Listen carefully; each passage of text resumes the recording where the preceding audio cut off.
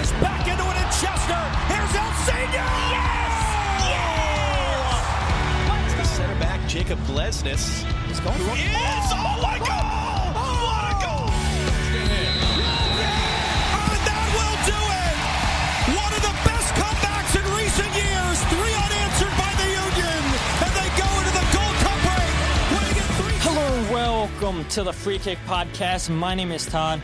Well, after the Union's 1-0 win against New England, which saw the Union advance to the quarterfinals of the MLS's back tournament, they go again this Thursday at 8 p.m. on ESPN against a team that they've had a tough time against in knockout competitions, which is Sporting Kansas City. But joining me to preview the game is a guy who spends half his time streaming Football Manager, trying to make history with Brentford, and the other half of his time he's talking about Sporting Kansas City on the podcast, Talkin Touches. So I'd like to welcome on to the show today, Mr. Andy Edwards. How are you today, Andy? Todd, I'm very appreciative of you picking up on my passion project of the moment. A little Twitch streaming there on Football Manager, as you said. Brentford, we're having a good time. But yeah, all in all, I'm doing very well. It's nice to have some sports starting to come back, and obviously the MLS is back tournament. You know, I think we'll talk about how that's gone.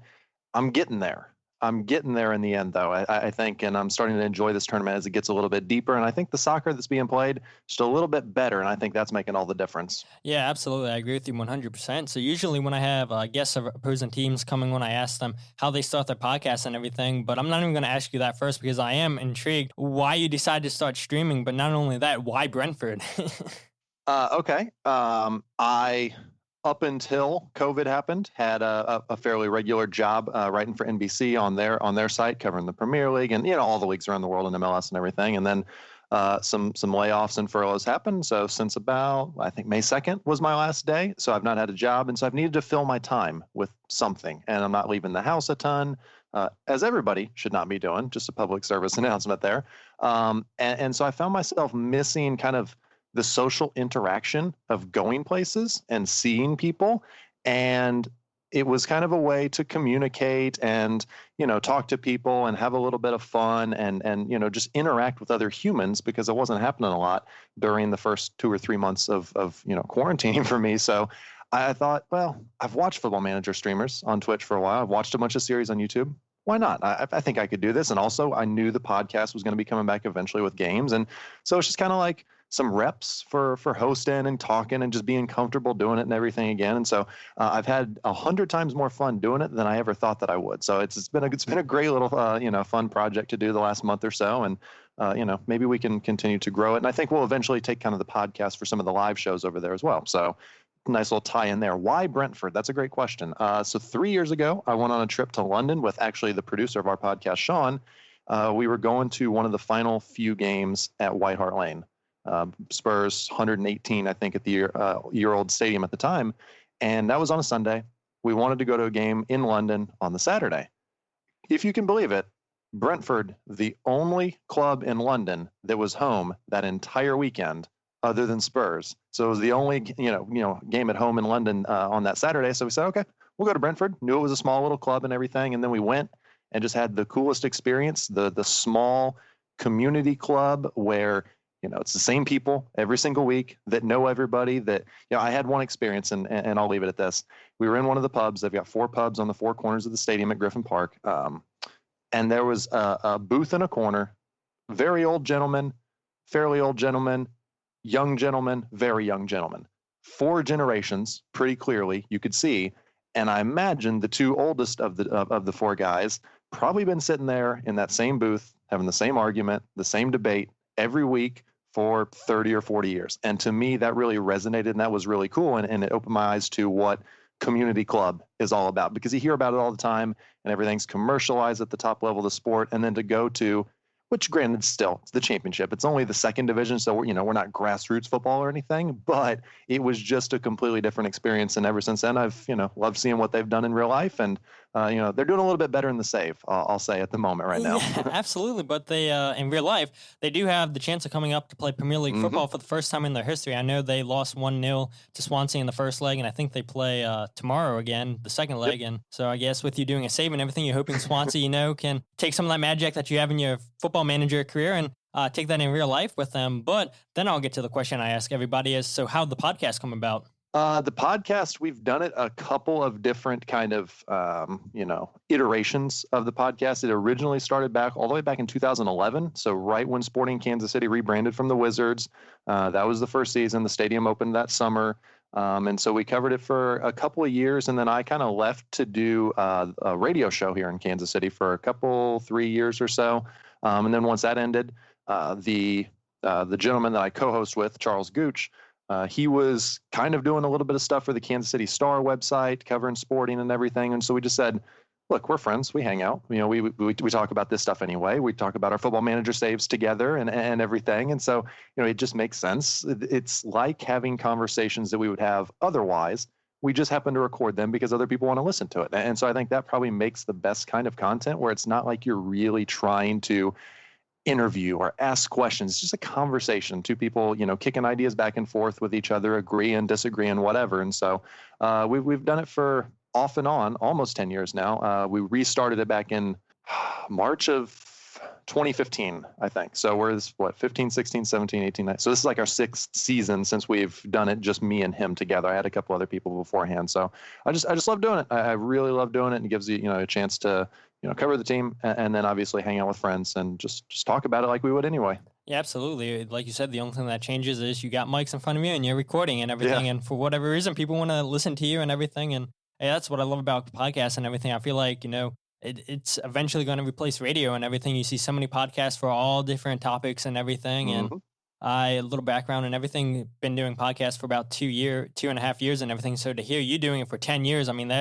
you don't really hear many people stick it out for that long, let alone 2.5 years for myself. And I was covering the Premier League. I was like, yeah, this isn't for me and everything. And I was like, man, there's like 6 or 7 Philadelphia Union podcasts and everything. But in my opinion, they weren't staying consistent. And I was like, I've been staying pretty consistent. I can keep doing this. This is a team that I love. This is a team that deserves people to talk about. And they don't talk about it in Philadelphia. And so why not have people like myself, content creators like you, just dive in and talk about this team and give each of the teams the coverage they deserve and everything. So, man, I love to hear about that and everything. 10 years is such a long, long time. And congratulations to you guys. Yeah, thanks, man. I'm just sitting here nodding along with everything that you're saying because it all makes complete sense. If MLS is going to be a major league, then it deserves the kind of major league media coverage. And if the traditional kind of historic media outlets are not going to give it, then it's up to people, that are very passionate about the sport in a way that other people aren't, and that know about it as well, I think is a big thing. And probably my favorite thing that we've done with the podcast is every now and then people will ask, or will say to us like, I love listening to you guys, but because I always feel like I learn so much. And you have to remember that the sport in the U.S. still, it's not young. It's been around for a while, but in terms of people actually knowing it and doing media coverage, there's still a lot to learn. And so trying to find a balance between, having like really in-depth a tactical conversation or whatever, but keeping it at a level where, somebody who's only been watching for a year or so can also still participate and really take something from the conversation. And you also said another perfect thing there, consistency. It's 100% what it is. If anybody ever asks me, how do you start a podcast and be successful? Just do it.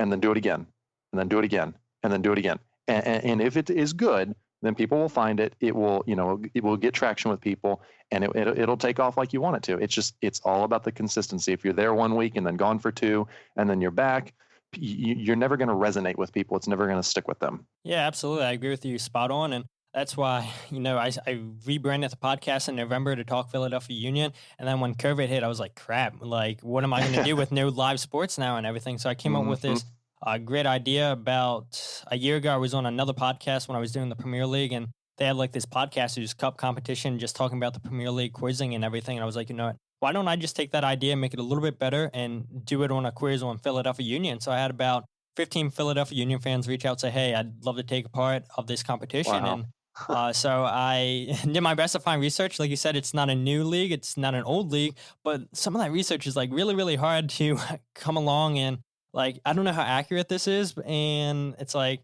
I made it work and everything. And it taught me a lot of stuff that I didn't know about the team, because I became a fan of soccer in 2007. And once David Beckham came over here, I was like, I'll pay attention, because I started off in the background. You can probably see the England flag, even though this is an audio podcast and people can't see it. So that's how my love of soccer became.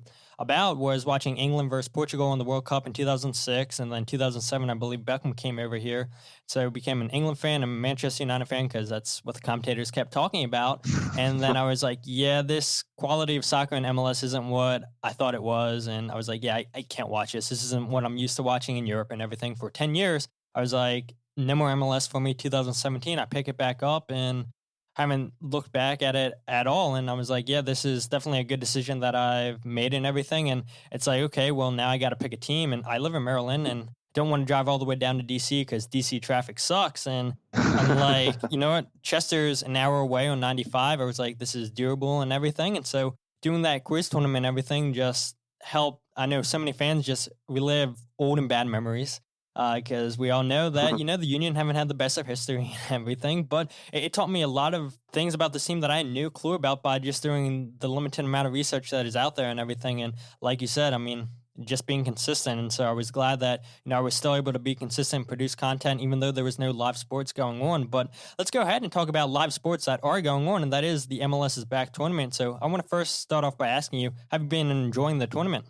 I think I alluded to it a little bit coming in. I was uncertain. I'll even say I was dubious about it to begin with, whether it was the right thing to be trying to be doing, given everything that's going on in the world. You know, was it smart? Was it safe? Was it putting people at risk for, you know, what appeared to just be monetary gain? You know, there was a lot of, you know, kind of right and wrong things that were mixed inside of me. Did I want sports back? Yeah, I live for sports. I love it. It's how I make a little bit of a living. And so not having sports back is pretty bad for me. And so now that they're back, you know, things are getting a little bit better and everything. But it was tough to watch. I think the first couple rounds of group games, probably it was, I mean, you were talking about MLS, you know, maybe not being the quality that you expect. It wasn't even the quality that we expected of MLS when they came back after 4 months. And it's to be expected. It was essentially preseason at that point. So, but I did find myself on Sunday night, the first game, New York City, Toronto, and then Sporting and Vancouver later that night.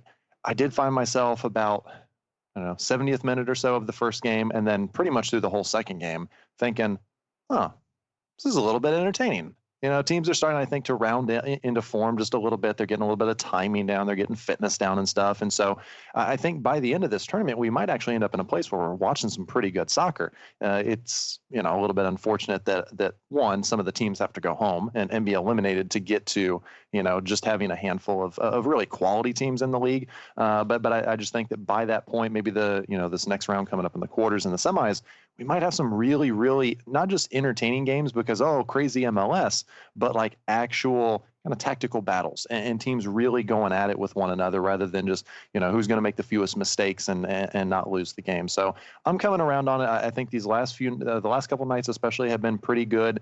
And I'm really hopeful that there's going to be that progression is going to continue once we get into the quarterfinals, because if you're looking at some of the teams that are still around now, seems all the good teams have advanced.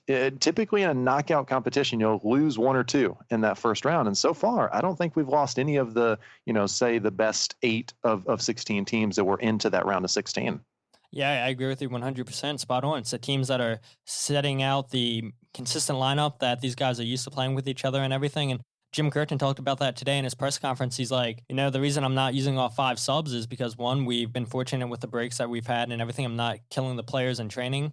And 2, you know, I want to have a consistent lineup. You know, that's how these guys get used to playing with each other. And it's like, I don't want to disrupt the rhythm and everything. So as much as us fans want to give him stick for, why aren't you using all 5 subs and everything? I mean, he does make a good point. You want to keep that consistency, especially if it's working. And I think you did make up a good point too. Just these teams that are not advancing in the knockout rounds, going home and everything. And by the time the tournament's over, it's going to be 2 weeks, and then the regular season's going to start back up, hopefully.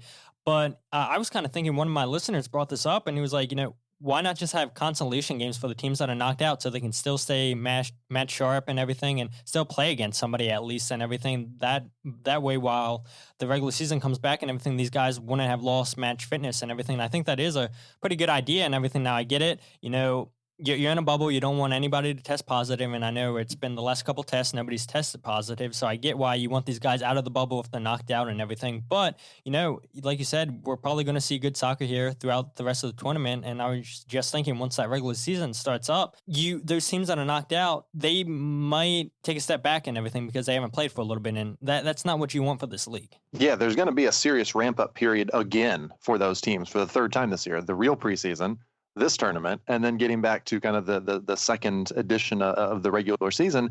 I struggle with deciding if that's, clearly it's not great because you're going to have some games that are just not going to be entertaining once we come back the first maybe couple 3 weeks.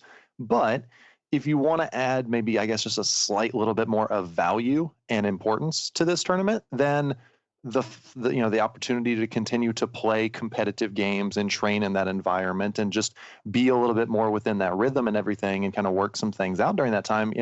I think MLS is actually, this is not something that you get to say often. I think MLS has done a good job with how they placed value on those group games. I didn't quite get it at first when they said, well, we're going to make these count for the regulars. It's like, how are you going to do that? That makes no sense.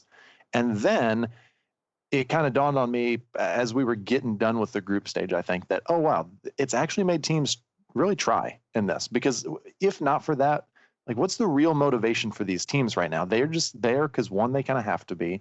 They have to show up and because they have to honor their contracts and their sponsorships and everything.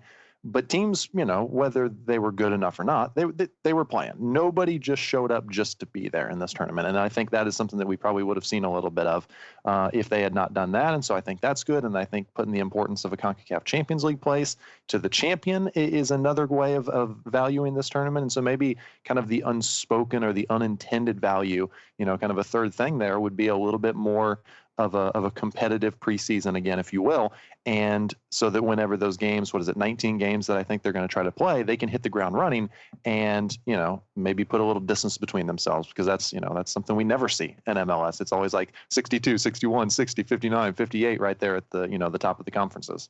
Yeah, you're absolutely right. And looking at Sporting Kansas City's first 3 group stage games, that saw you guys lose 2-1 to Minnesota, and then you went on to win your next 2 games against Colorado 3-2, and then Real Salt Lake 2-0. Well, if you take the Real Salt Lake and your most recent game against Vancouver, that's back-to-back clean sheets that you guys have kept, where you look early in the tournament, you guys gave up 2 goals in each of the first 2 games, and if you dive a little bit deeper in and you look at the starting lineups and everything, you'll see the 2 games that you guys conceded those 2 goals, Matt Besler was starting, and now, Like I said, back-to-back games that's clean sheets without Matt Besler. Do you guys think you've figured out that whole defense now with keeping back-to-back clean sheets with no Matt Besler?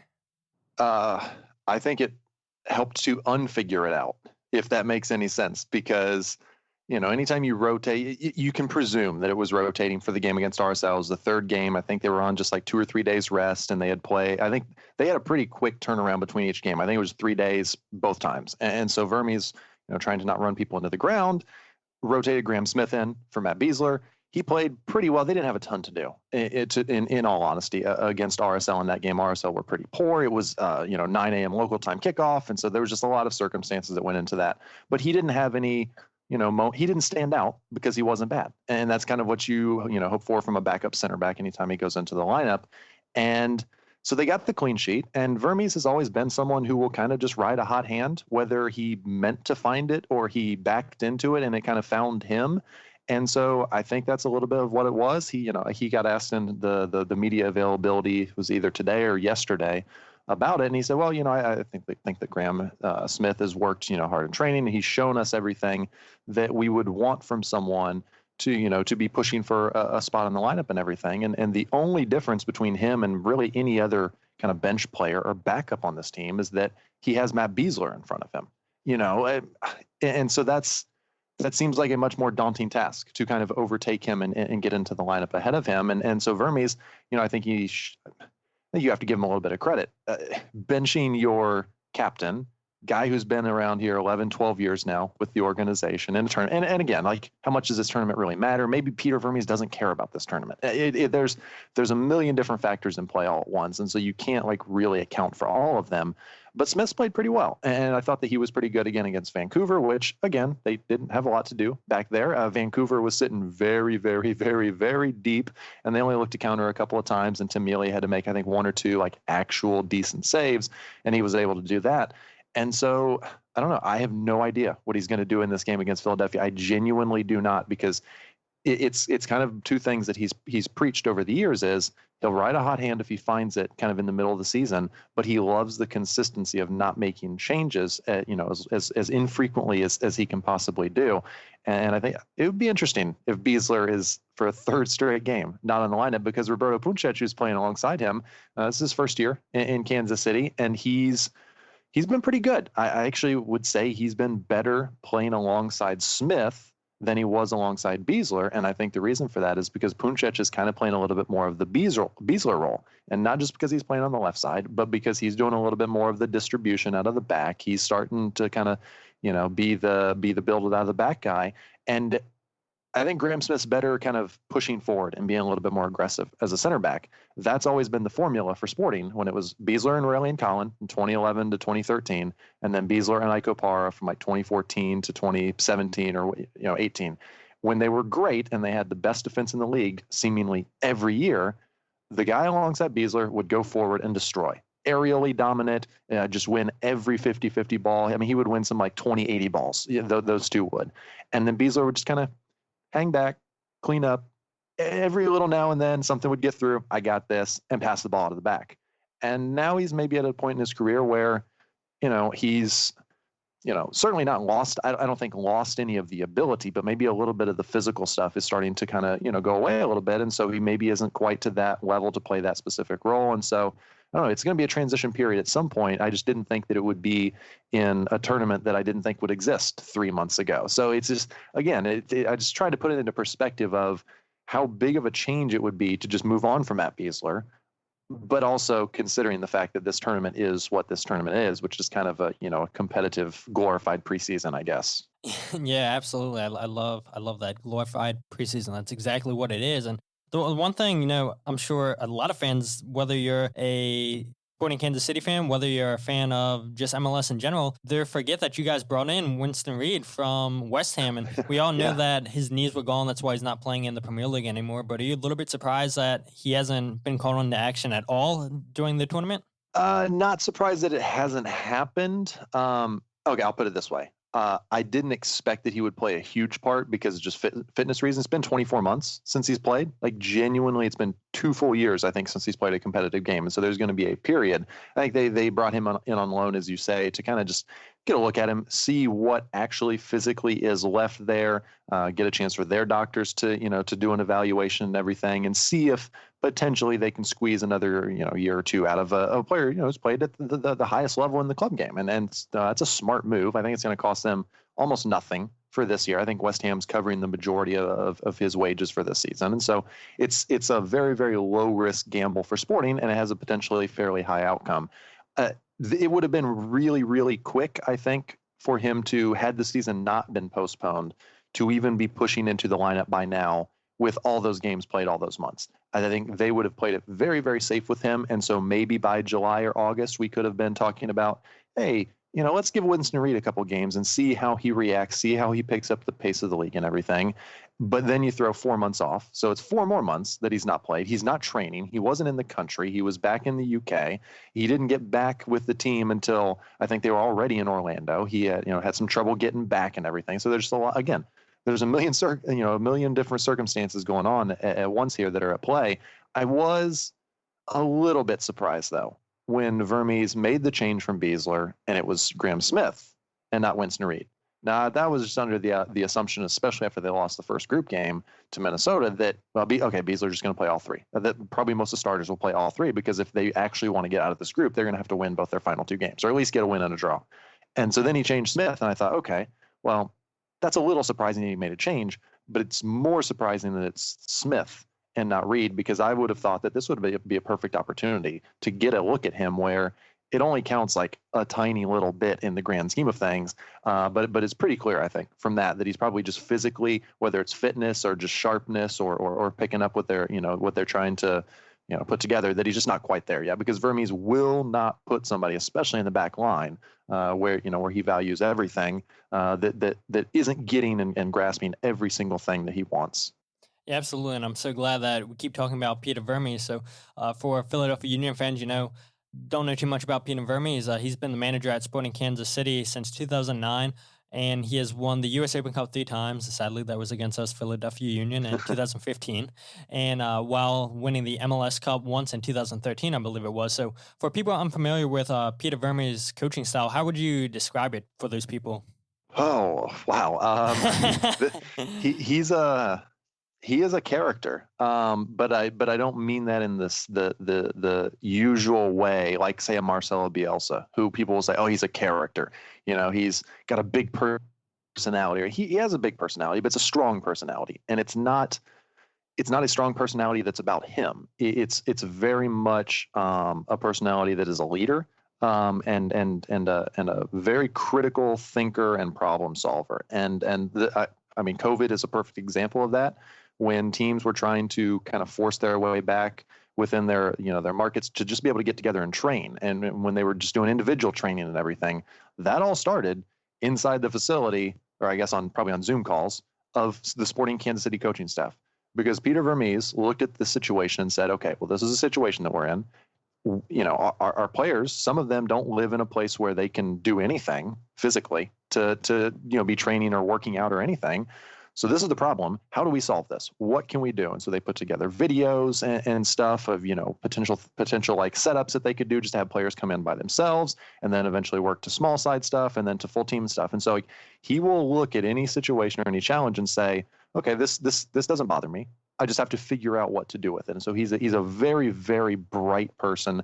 He can be, let's say, stubborn. He will do things his way. Whether it's in terms of like man management with a player, you will fall in line or you won't be here. It's happened many, many times. But I also mean in terms of the way that he's going to manage the team during a game.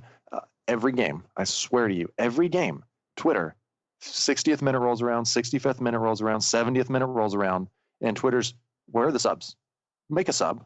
Please make a sub. You can make subs. You know this, right? And maybe by the 80th minute, he'll make a change. It's just a lot like you said with Jim Curtin earlier, is he likes the consistency. And if the team is playing well, and they typically tend to play well, whether they get the result or not, then he's not going to make changes just for the sake of making changes. So but he is strong-minded enough and strong-willed enough and thick-skinned enough that he can take that, and it doesn't bother him whatsoever. And so he's just, I have the utmost respect for Peter Vermes, because, and I always say this, everything that the sport is in Kansas City is from and because of and due to Peter Vermes, because he's been here so long, as you say, and just that team has become kind of the vehicle into the sport for Kansas City, as it should be. And that's all because of him, because he had all the ideas for the training facility and the team and the coaching staff and the players and the scouting department. Just absolutely, he's been the technical director or for the entire time. He does it all. He because he wants it done his way. I guess he's probably too much of a control freak, and I bet he would probably admit that.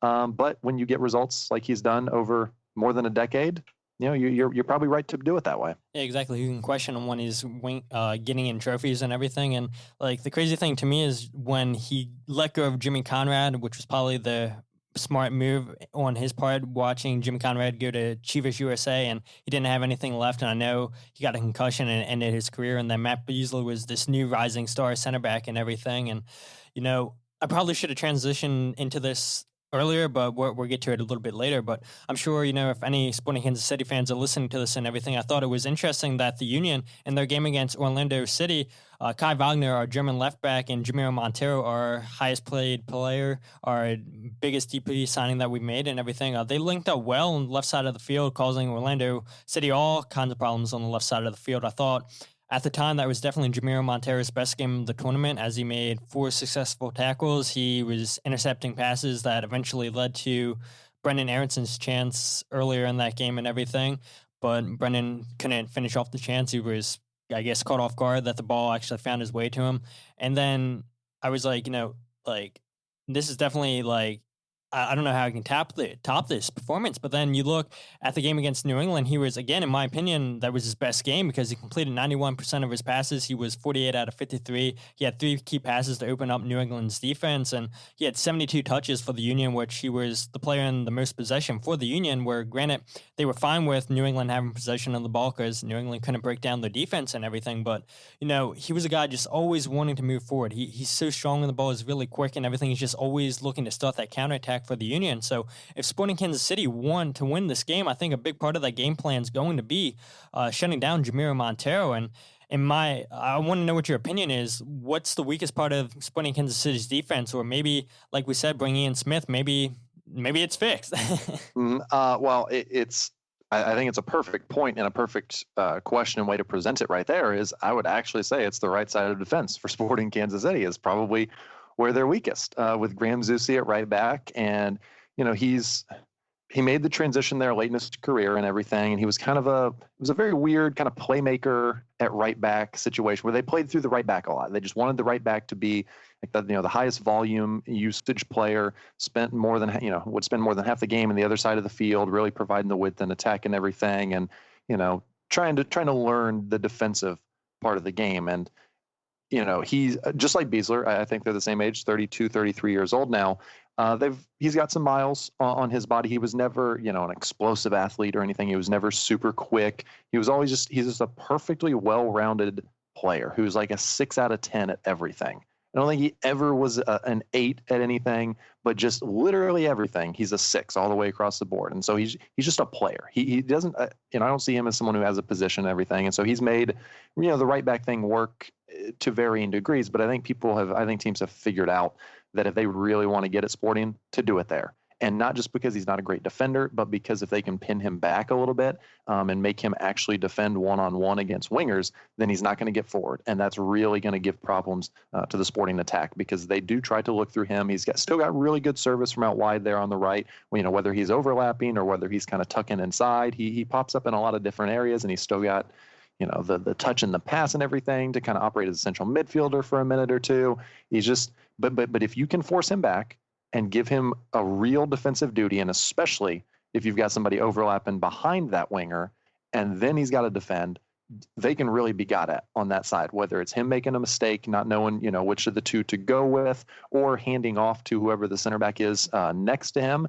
I think that's another facet of the Beasler situation is actually Graham Smith playing there on the right fits better as more of kind of an emergency defender, an athletic defender with Zusi, who they want to get forward and who's not a great defender. And so I think better than Puncec, he's a nice little right-sided partner for Zusi in that situation. So, if everything that you're saying is, the opinion that Peter Vermes holds about what he's seen from the Union in this tournament, then actually the more that I think about it, I'd actually be pretty shocked if Beasler comes back into the lineup for this game, unless he's going to, for the first time in 5 games, take Puncec out and play Smith alongside him. But those two haven't played together in this tournament, and that tends to be something that Vermes doesn't like to do either. Is he works on partnerships. He doesn't work on individuals. He works on the partnerships.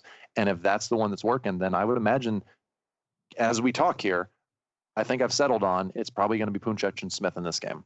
Yeah, and I mean, Jim Curson's the same way, too. He goes for partnership rather than whichever individual is playing the best, and I think that's the way coaches should do it. You want to go with your best starting 11. Maybe you have a player on the bench that's better than a player that you're starting and everything, but if they gel the best and everything, you're going to go with consistency and everything. And, I told Jay Knighton, who's a Inter Miami fan, I had him on in a couple weeks, and I told him if Inter Miami are going to get a goal, it's going to come down the right side of the field against the Union, which is Ray Gaddis' side. And he said, Sporting Kansas City like to use Zusi as a playmaker and everything. And Inter did eventually get the goal down the right side of the field because El Brujo on number 6, if Ray Gaddis is beat, caught out of position, which Sporting Kansas City does bring a lot of pace, in my opinion, the most pace that the Union have faced throughout this competition and everything. It's going to be a challenge for the Union on that right side of the field, and I do think that you guys will get a goal coming down the right side of the field. I think you guys are going to target El Brujo a lot because he's going to start, and he's been a difference maker for us and everything. Yes, he's aggressive and everything, and sometimes he'll commit a stupid foul and everything for a dangerous area, and Zusi's good at putting in good set pieces and everything, finding an open player in the box and everything. And I think, Vermes is probably going to say, hey, look, I notice this guy's pretty aggressive and everything. If one of the outside backs can get beat and everything, this guy's going to come and make a stupid challenge and everything. Let's target him early so he can get a yellow card early on in this game, or potentially a red card, because, I love El Brujo, and it's only a matter of time before he gets a red card. Now, luckily, he didn't get a yellow card last game, but I do think he'll probably get a yellow card in this game because I think Vermes is too smart of a coach to not attack him and everything. And I get it, he's working on it, El Brujo is, but it's like, when you're in that game and everything, you're just not thinking about, let me not get a yellow card. You're thinking about playing the game that you play. And I think, you guys are just going to attack down the right side of the field. Ray Gaddis is going to get beat, and El Brujo is just going to put in a stupid challenge and get a yellow card, and God forbid, hopefully not a red card. But like I said, going back earlier to your first 3 games, you guys scored in all 3 of those games, actually. But I think a big part of that is Alan Pulido. I mean, that's your biggest signing that you guys made, the Mexican striker and everything. And I think his soccer IQ is just so smart. I mean, he always seems like he's 2 or 3 steps ahead of his teammates and everything. He reads the game so well, in my opinion. And just throughout this tournament, I think he's been one of the better players. So how's the team? I know you're not Peter Vermes, but if you were, how's the team go about stopping Alan? That's a really good question. I don't think we've seen anybody do it yet in the 6 games now, I guess, that they've played, the 2 regular season and the 4 in this tournament. I think Vancouver was the first game that he didn't have a goal or an assist since joining Sporting. So that's, obviously a very quick start for him. And as I said earlier, I think a lot of those struggles were simply down to Vancouver had 10 and 11 behind the ball all game long, and they were just looking to defend. Sporting had 37 shots in that game. They ended up crossing the ball 39 times because there were so many bodies in there that there was no, they didn't have the space that they needed to combine and to play, make, and create chances that way. And that's the thing right there that I don't think anybody expected from Pulido when they signed him was the playmaking stuff that he's doing. And it goes to the IQ thing that you mentioned there. And I think that's the perfect way to put it is he's not just a goal scorer. He's not a poacher. He's not somebody who's looking to just make runs in the box and get on the end of crosses or finish chances one-on-one. I think he could genuinely, if a team wanted to, he could play as a 10 for a team in MLS. At this level, he could just be in there and just be an attacking, playmaking midfielder. I think he's that smart. I think his touch is that good. He has fantastic timing. He's very, very strong, shoulder to shoulder and everything. He's such a well-rounded player, so much more so than I think anybody thought that he would be when they said that they were signing him. And for the $9 or almost $10 million that they spent to get him, Peter Vermes is, if anything, is thorough. And will have had a checklist a mile long of must be this, must do this, must think this way, must act this way, must handle himself every way, must train this way, must work out this way.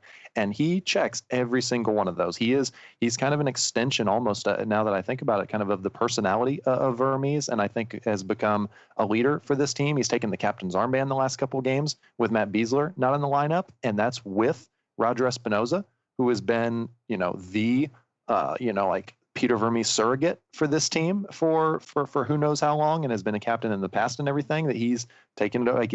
He's been everything for this team to the point that I'm beginning to wonder, if he can keep this production up for even just 2 or 3 years of the 4-year contract, they've got a steal for $10 million.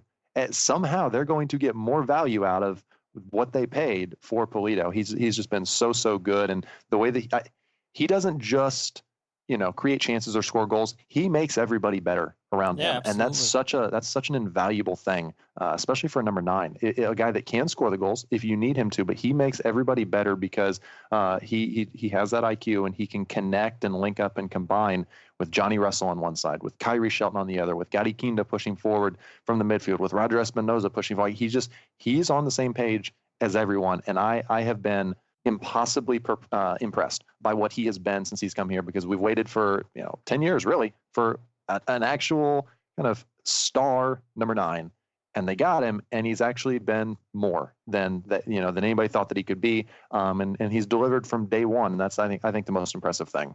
Yeah, absolutely. Like you said, every game that he's played up until Vancouver, he was scoring or getting assists. And if he kept that up throughout the 4-year contract, he'd already have a statue outside of the stadium. He'd have, you guys would love for him to keep that up, but we know it's not possible and everything. But it's been a great bargain for 10 million, 9 million, whatever you want to call it and everything. And you guys are just going to be hoping that he can, produce in this game, which I think the Union are going to have a tough time. But not only him, you brought up Johnny Russell, so fast, so good on the ball. Roger Espinosa, Shelton, Jerso, I think is a great option coming off the bench. Yes. I mean, there's just no doubt in my mind. Like I said, this is the Union's toughest game throughout, from all the teams that they played in the tournament. And, a lot of Union fans are saying on Twitter, this is the redemption game for the Union's U.S. Open Cup loss against Sporting Kansas City. And yeah, I do agree this is a redemption game of sorts, but except if the Union win, they're not going to win a trophy. They have to go into the semifinal. So, I mean, it is a little bit, but it's not like, this U.S. Open Cup final and everything, and if they win, they get a trophy. No, it's not working like that. And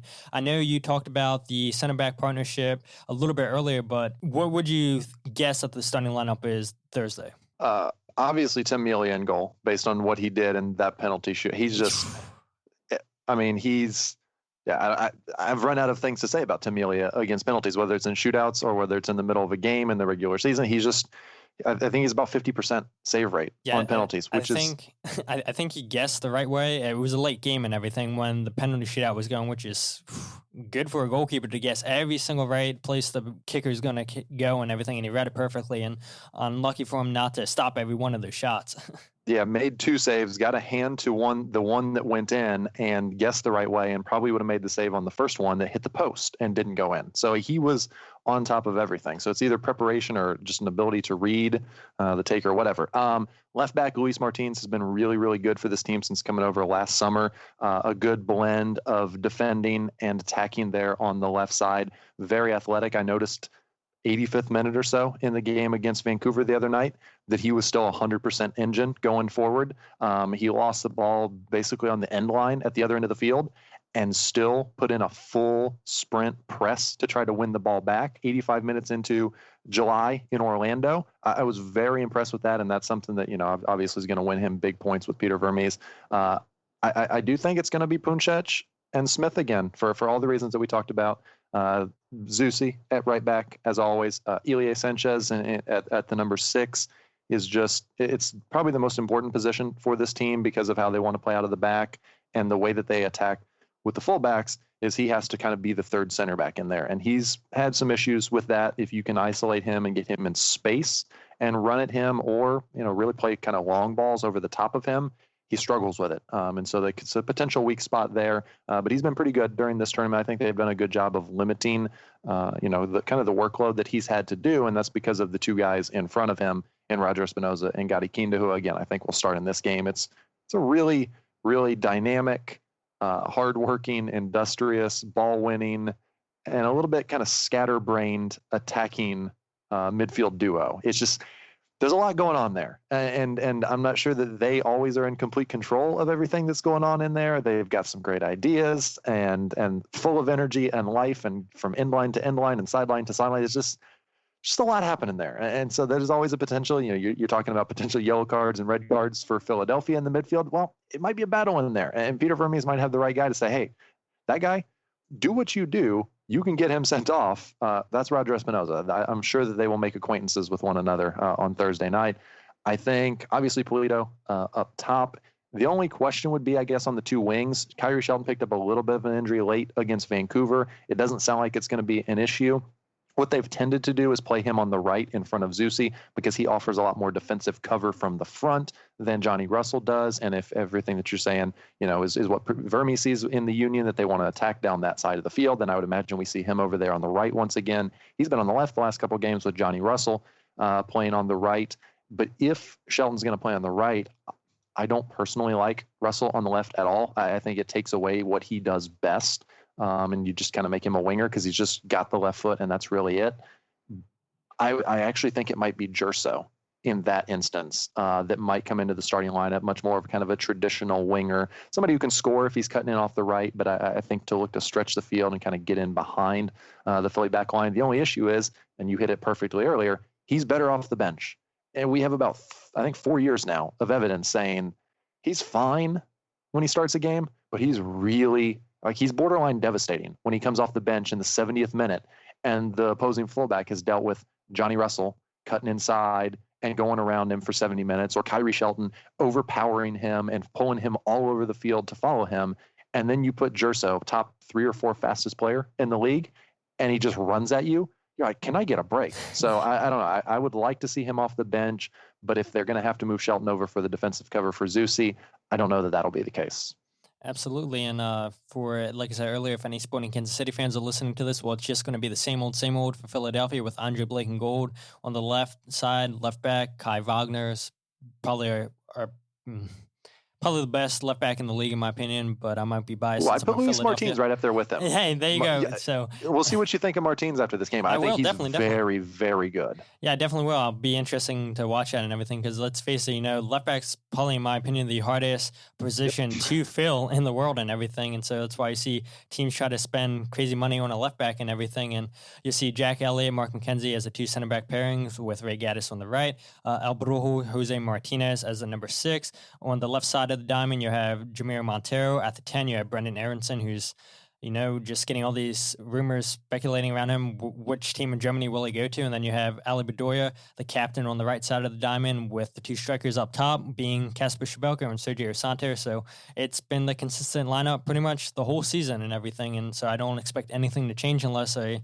freak injury happens or something, which fingers crossed it doesn't. We've been good with that so far. So but that's what I think is going to happen. And predictions, I'll go ahead and say I think this is going to be a 2-2 game. Listening to you talk and everything, it seems like it seems like they have it figured out in the back, Sporting Kansas City with Smith. But there's always that chance that the Union could exploit that and everything. And you guys have too much of a devastating attack and everything, in my opinion, not to score a goal. And like I said, this is the toughest test for the Union. And I think, unfortunately, this game's going to go to penalties. And I'm not confident in the Union's penalty takers, and watching them take penalties last year, they missed a couple and everything. And so, man, yeah, not again, huh? Again. Yeah. So, go. What are you thinking, Andy? I just keep thinking about the center backs, and this isn't the first time we've seen Graham Smith play for this team. He's had a couple of other periods where I think he started maybe 3, 4, 5, 6, 7 games in a row due to injuries or just somebody being benched. And it always starts out, oh, okay, maybe we have something here. Maybe this guy is just really solid, not spectacular, just really solid. And then by the 4th or the 5th game, you get into it and it's just he's limited. And I think he's a player that you can trust for a couple games. But once you just get found out, right? If you're not if you're a cut below in terms of quality, you always just get found out. And that's not, a slight against him. It's true. It's how it works. And I think that has happened in the past with him. And if they're going to continue with that at some point in this tournament, it will happen. And it will probably be the game that sees them go out of the tournament. Because it may not be egregious and terrible like we saw from Arriaga from Seattle last night on multiple occasions. Terrible. But he will do something that will result in a goal, and we might never see him play again. It will be that kind of.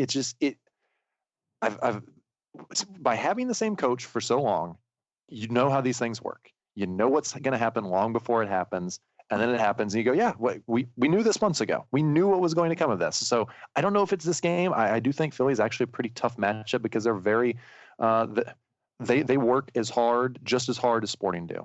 And that's always been a kind of a team that's given them some troubles. Is Sporting can outwork anybody in the league, but when you give them a team that's pretty on par, and I think it's probably a big reason why Vermes has always been so complimentary and had so much respect for Jim Curtin anytime that these two teams have played, is he probably sees that and recognizes that in him and his personality comes out in his team.